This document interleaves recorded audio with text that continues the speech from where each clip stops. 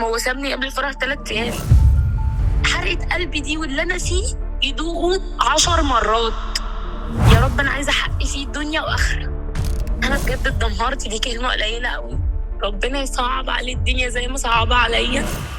ازيكم عاملين ايه؟ معاكم سيف محمد في برنامج فضفضه. كلنا بيبقى عندنا مشاكل كتير وحابين ان احنا نحكي عنها، بس ممكن ما نلاقيش الشخص المناسب اللي احنا نحكي له، فانا اديتكم الفرصه دي وقلت قبل كده اللي عنده مشكله وعايز يحكيها لي ونتكلم مع بعض والناس تعرف المشكله ويقولوا رايهم فيها، نستفاد كلنا. يبعت رقم وانا هكلم. دلوقتي انا هكلم حد من الناس اللي بعتوا لي، انا مش هقول اسمها عشان كل واحد يحكي وهو مرتاح منها. نبتدي نتصل باول شخص ونشوف هيحكي لنا ايه.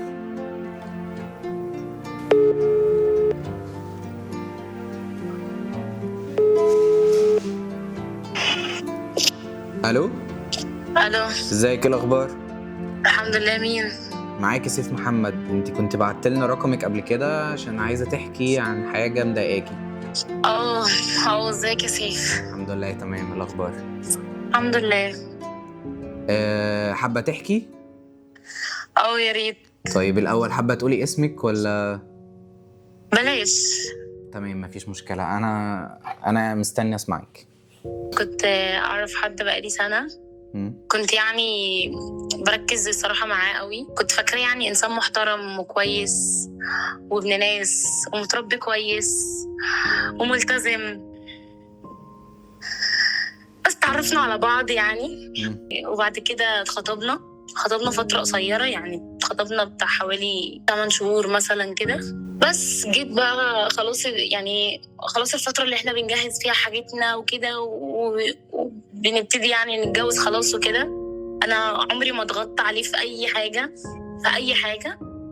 كل حاجة كان مثلا يقول انا مش معايا كذا، دي موجودة، اقول مش مشكلة. كل حاجة بقول عليها انا كنت بقول حاضر، حتى لو الحاجة دي هتضايقني او مثلا هتيجي عليا. كنت فاكرة ان ده الصح، وان المفروض ان انا والبنت او مثلا الست لازم تسمع كلام جوزها، وكنت حرفيا بعمله بما يرضي الله. والله العظيم اتمرمطت عشان اجيب حاجتي والحاجات اللي بنجيبها والجهاز والحاجات دي. اتمرمطت. بابايا مش موجود، ده بابايا الله يرحمه من زمان جدا.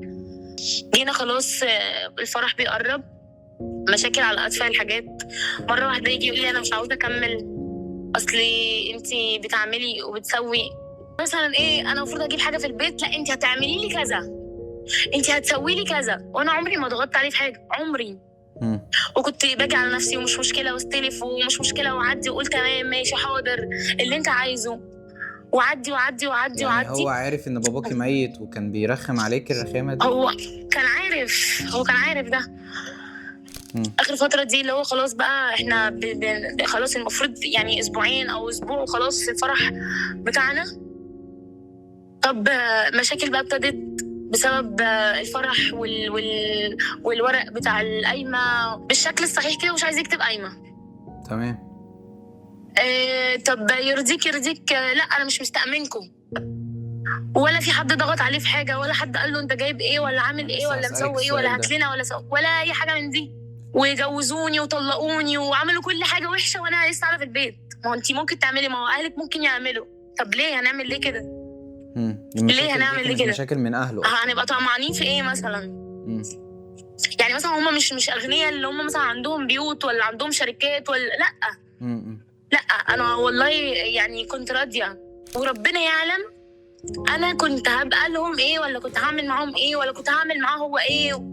كان هو المفروض يعمل عمليه قبل في خطوبتنا. قلت له ما تعملهاش عشان خاطر لما نتجوز ابقى اعملها عشان انا اللي اخدمك. كانت امنيه حياتي ان انا اعمل بيت، اعمل اسره مع اب محترم، واب يبقى ليا قبل لاولادي، يبقى حنين عليا قبل ولادي. فكنت بسعى مع ده مع الشخص الغلط. منك لله قلبي بيتقل. طب انت شايف ان انا ممكن اعمل فيك حاجه وحشه؟ يقول لي وارد، انت هتسيبني؟ طب وعدك ليا؟ كل ده اترمى على الارض. الناس كتير قالت لي كلمي مامته، اصلي ممكن الموضوع مع مامته. كلمت مامته مسحت بيا الارض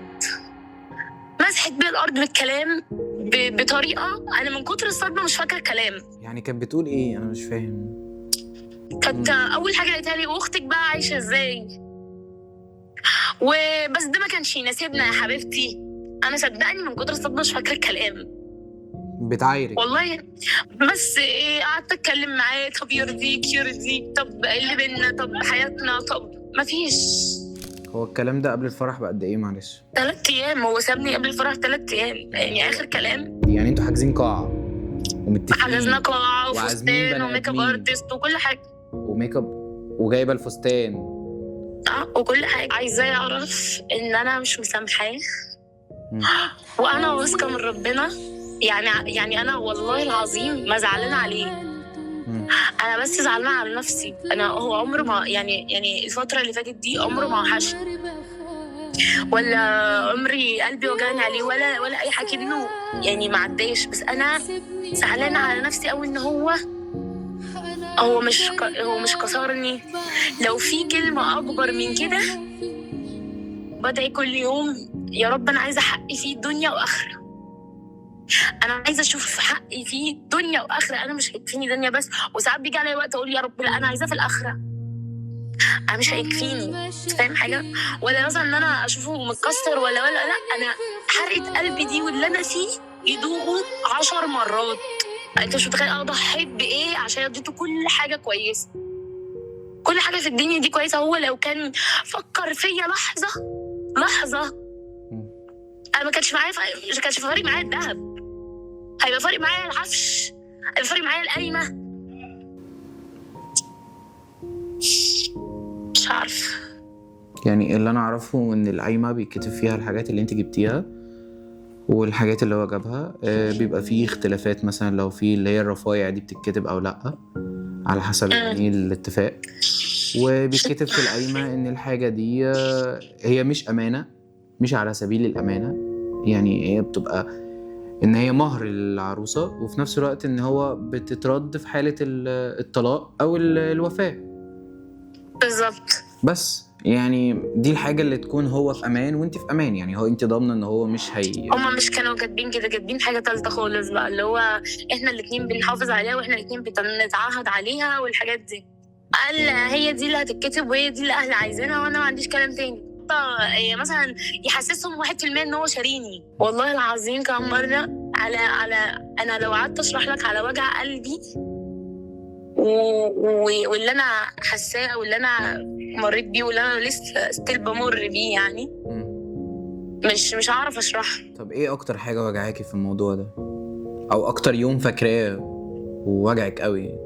لما كلمته وقلت له طب يرضيك يا محمد، طب انت مش عاوز تكمل، طب انا ما فكرتش في ايه لحظه؟ يقول لي انا مش مستأمنكم، طب ما انا اللي هعيش معاك، طب انت شايف ان انا ممكن اعمل فيك حاجه وحشه؟ يقول لي وارد. اعيدها تاني عشان مثلا يقول لي اي كلمه كويسه، يقول لي ما تقعديش تعيديها بقى كل شويه عشان هو وارد. كان بيشوف مثلا حاجه انا جايباها وكاتباها، يقول لي انت جايبه لي حاجات مش معروفه. انا مش عارفه افتكر له حاجه حلوه من كتر الكلام السلبي اللي كان قال لي. انا مش عارفه افتكر حاجه حلوه خالص. طب انا حتى عمري يعني عمري ما افتكرت مثلا ان انا اشتكيت مثلا من حاجه وقال لي حقك عليا ما تزعليش. يعني هو كان فاكر ان هو عشان مثلا خرجنا او نزلنا او كلنا او هو كان بيعمل اللي عليه. لا، هو ما كانش بيعمل اللي عليه، وانا ما كنتش شايفه. انا اللي كنت بقدم حلو وادعمه نفسيا ومعنويا وخلاص، والدنيا هتبقى حلوه وعادي. ممكن اي حد يوعد اي حد ويقول له هبقى معاك لحد اخر يوم في عمرك ويسيبه. هم مش عارفين ان الوعد ده يتحاسبوا عليه. يعني هو البني ادم مش عارف لما يوعد حد ان شاء الله يقول له ده انا اوعدك اشوفك بكره، ما شافوش بكره هيتحاسب.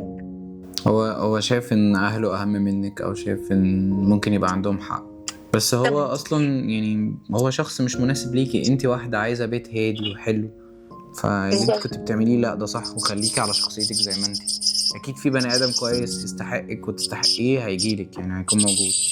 بس هو ما استاهلش اي حاجه وحشه. دي كانت تجربه صعبه قوي عليا، كانت صعبه قوي عليا بطريقه بشعه. يعني انا اتمسح بيا الارض زي ما بيقولوا. انا ممكن مش عارفه افسر قوي واقول قوي، بس انا بجد اتدمرت. دي كلمه قليله قوي، حتى يعني مش عارفه اصدق حد. عارف لو توصل لدرجه انت مش عارف تصدق. والله انا عارفه ان ده درس، بس ده كان درس صعب شوية يعني مريت بحاجات وحشة قوي معاه. يعني الناس اللي مش عارفة التفاصيل كانت بتحاسبن عليه، ما بالك بقى لو عرفوا التفاصيل يعملوا ايه؟ انا والله العظيم عارف لما تتعامل مع بني ادم توكسيك، هو مش توكسيك، نرجسي. هو انسان نرجسي هيعمل اي حاجه في الكون عشان يطلعك في المناقشه انت كده كده غلطانه. طب هقول لك موقف، قولي. انا مش عارفه انا المفروض اقول الكلام ده ولا لا، بس ده كان واحد بيتكلم معايا على الاغاني بتاعه الفرح. انت ليه حاطه اغاني فرح؟ انت المفروض تناقشيني فيها اغنيه اغنيه. خد ده بقى في كل حاجه. ان انت دلوقتي هو الشخص ده سايبك وانت موجوعه دلوقتي وجع مره، ولا كنت تتجوزيه وتبقي تتوجعي كل يوم حرفيا؟ لا هو الحمد لله، والله الحمد لله، بس على اللي انا شفته منهم والكلام السلبي اللي انا سمعته انا مش مسامحاهم ولا دنيا ولا اخره. ربنا يصعب عليه الدنيا زي ما صعب عليا. اسمع الكلام ده ان شاء الله زيه 1000 مرة. انا قلبي اتكسر، دي كلمة قليلة قوي. طيب انت مريت، انا كل الناس شايفاني ان انا كويسة وتمام، بس انا بروح حد تاني تالت خالص. ماشي. انت مريتي ازاي بالموضوع بتاع الفرح؟ يعني ده اصعب حاجه. انت دلوقتي عازمه الناس، يعني كلمتيهم قلت لهم ايه؟ الوقت ده عدى عليك عامل ازاي؟ يعني ده ازاي عديتيه؟ انا عايز اعرف بجد يعني. انا وقت الفرح تاني يوم او بعدها بفتره كان دي اكتر حاجه كانت مسمعه معايا يعني قوي. يعني كانت بعدها كان عيد ميلاد واحده صاحبتي، وانا كنت قايله لهم ان عيد ميلادها ده انا هحتفل بيه في بيتي. انا اكتر واحده كنت بسعى يبقى عندي بيت، عارف لما فعلا تجري عشان تكمل الطريق اللي انت عايز تكمله وانت ربنا مش كاتبهولك. انا جريت جري وكنت بعمل حاجات انا اصحابي اصلا ما كانوش عارفيني، مش دي انا، بس انا كنت شايفاه انسان كويس يستاهل. هو كان يعني انا ما كنتش شايفه يعني وكنت شايفه ان هو مش صاحب قرار.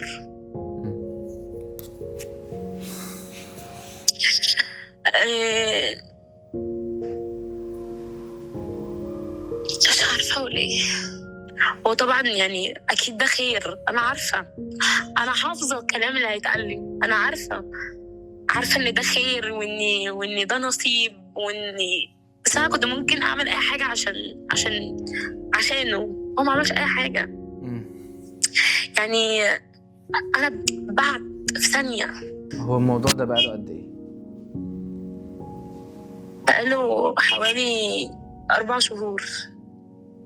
من قريب مش من بعيد. لو هو حاول يرجع انت هيبقى ردك ايه؟ يرجع لمين؟ يرجع لك. هو مين؟ هو مين اللي يرجع لي؟ انا ما اعرفوش والله العظيم. انا شفته بعد الموضوع ده على طول عدى جنبي كأني واحد ما اعرفوش. بص، هو في ناس كتيرة بتفركش، بس أصعب حاجة إن هي قبل الفرح ب3 أيام. أنا كان في حاجات من حاجتي راحت البيت. يعني ممكن يكون أهله صوروا له إن هم والله إحنا هنعمل كده، اشتروك لا ما اشتركش يبقى مش عايزينك. لا، مش أنت البنت، مش انت اللي هيشتروك، مش انت اللي هيضحى. يعني انا اهلي مش هيضحوا عشانك، المفروض انت اللي بتتنازل وانت اللي بتعدي وانت يعني الراجل ده يعني انا يعني على ما اعرف يعني على اللي انا عرفته وعديت بيه وفي حياتي وكده. يعني افهم واللي افهمه ان الراجل ده هو الامان، هو السند، هو الظهر، هو البيت، مش الست خالص. كل احلامك في ده كله ان انت كنت نفسك بس تعملي بيت، بس مش اكتر من مع انسان محترم. ولا كان فارق معاكي اي حاجه ولا فلوس؟ والله لا، خلاص هو انسان ملتزم. ده انا شايفاه انسان ملتزم في شغله. عنده شاطر، مثقف محترم. انا كنت فاكره ان هو حنين، مش كذاب، يعني ما بيكدبش عليا، يعني ده اللي انا حنين فاكره. بأني أمارة يعني عمل لك حاجة كان فيها حنية أو تعامل معاكي بحنية أصلا؟ مش فاكره له حاجه، مش فاكره له حاجه حلوه، والله ما فاكره حاجه حلوه. يعني ما يعني انا مثلا بحاول افتكر حاجه حلوه، ما فيش حاجه حلوه. كفاية. ما فكروش فيها، فاهم؟ ما حدش فكر فيا ان دي واحده انت بتكسره في قلبها، ولا هو فكر فيا حتى 1% ولا قال دي يتيمه ولا فرق مع اي حاجه. بصي، هو انا هقول لك حاجه، يعني بعد اللي انت حكيتيه اللي انا عايز اقوله لك ان انت ربنا نجدك والله، وان شاء الله ما دام انت كويسه وهتفضلي كويسه ربنا هيعوضك باللي احسن منه مليون مره. وعايز اقول لاي حد الحمد لله بجد، والله، يعني الحمد بجد، لله. يعني بجد ما دام انت هتتجوز بنت فراعي ربنا فيها. حصل يعني هي حصل منها حاجه وحشه تستاهل ان انت ما تكملش عادي، مفيش مشكله، بس بطريقه شيك، مش قبل الفرح ب3 ايام يا ابن الحلال، يعني مفيش كده، مفيش بجد. وما دام انت اهلك مش موافقين، ما كانوش وافقوا من الاول، يعني ما دام وافقوا يبقى خلاص وافقوا، لان ده قلب بنت. يعني اي شخص بيعمل ايه، هل ترضى ده لاختك؟ هل ترضى ده لبنتك؟ بني ادمه كويسه كانت عايزاك ظهر واب، وعايزه تبقى زوجه كويسه ليك، وعايزه تبني بيت معاك وشارياك بكل اوضاعك كل احوالك، وانتي خلاص بقى كفايه عياط بقى كفايه. طب قولي لنا ايه، طب يعني نعمل لك ايه يبسطك؟ طيب مش عارفه بجد. اطلبي مننا اي طلب هنعمله. طيب اول حاجه انا هطلب لها طلب، يعني انا عايز الناس كلها اللي تشوف الفيديو ده بجد تكبر بخاطرها وتراضيها وتقول كلام حلو ليها وانا متاكد ان، يعني بصي انا عارف ان ثقتك مهزوزه بنفسك، بس انا بقول لك اهو والله العظيم ما في حد مستاهل ان انت تعملي كده. انا صدقني انا عارفه ان ربنا هيرضيني ان ربنا هيرضيكي بجد. تالت ومتلت، وربنا هياخد لك حقك احنا عايزين بقى طلب منك انت، يعني انت عايزينك تطلبي مش عارفه بجد والله، مش عاوزه حاجه. طيب انت عندك اي موهبه؟ طيب بتغني مثلا؟ لا بتغنيش؟ غني لنا اي اغنيه كده.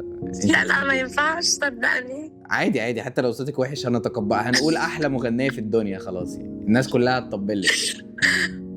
لا بجد ما ينفعش والله. ليه كده؟ ليه؟ قولي ليه. طب ثانيه، انت بتسجل دلوقتي بجد؟ غني بجد، غني. لا ما ينفعش. ليه؟ قولي ليه. يا سيف مش هينفع بجد. ليه مش عايزه تغني؟ ليه؟ عشان خلاص هيتعرف انا مين. من صوتك وانت ايوه بتغني؟ والله صوتك حلو وانت بتغني جدا. طب ايه ده حلو ده، غني بجد عادي. طب يا سيف وربنا ما ينفع تتحط دي في المكالمه خالص. ليه؟ كده. هو مفيش غيرك بيعرف يغني في الدنيا؟ يا سيف والله العظيم صوتي مميز صدقني. طب انت بتعرفي تغني فعلا؟ طب غني وهنغير صوتك في طب لا، طب اوعدني ان انت قافل دلوقتي بصي، التسجيل وانا هغني لكم والله. هقول لك حاجه، غني وهغير صوتك في الغنى بس.